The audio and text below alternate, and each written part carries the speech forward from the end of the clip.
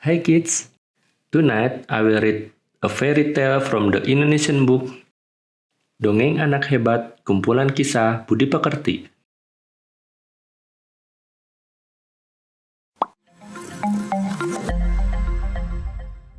Gredin's Feast. The winter blanketed the forest. The alarm seems to go off in Gredin's stomach. It sounds like a shout of eat, eat, eat, eat, eat. But the fridge is as empty as his stomach. No pleasant smell wafted in his nose. Not a piece of meat for his teeth to chew. Then Gredin left the house while shivering with cold.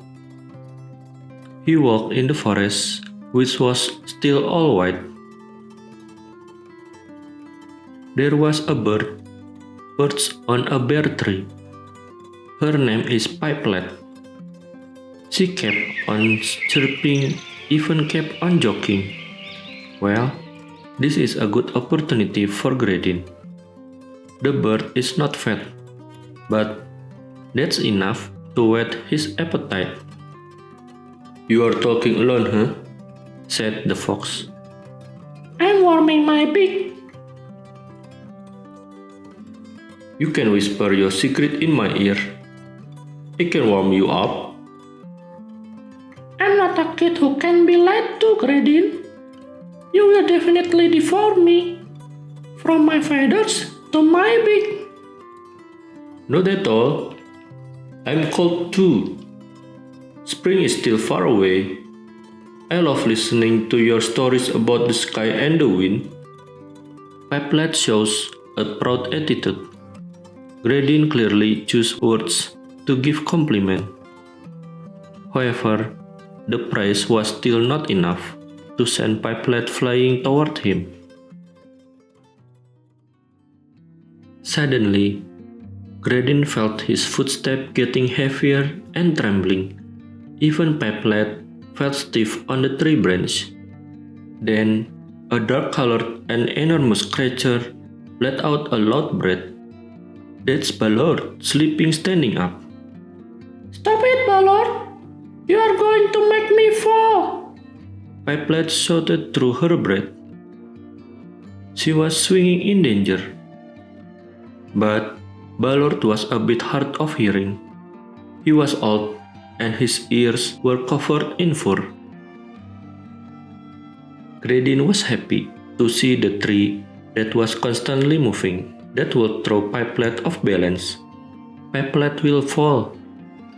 Gredin's stomach already rumbling. His mouth was wide open, as if he was ready to eat his food.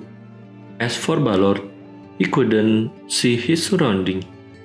Because of his long hair, Balor could no longer see clearly. Gredin seized the opportunity. He knew that Balor could see and hear nothing. He kept rocking the tree. Pipelet, who was still swinging from her branch, held on with all her might. Then, can she survive? Finally, something fell right over Gredin's mouth. Gredin ate it greedily, while closing his eyes. When Gredin closed his muzzle again, there was a loud cracking sound. Gredin realized that he had failed to catch his prey, Pipelet.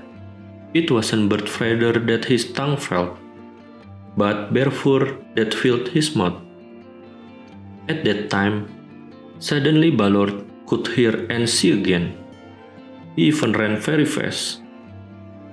Gredin ran as fast as he could to avoid Balor. Finally, Gredin managed to escape back to his house, but his stomach still empty. No food, no restaurant, nothing in his fridge. He could only hit his alarm clock to turn it off. He's waiting for the winter to end, so his cutlery can be used again.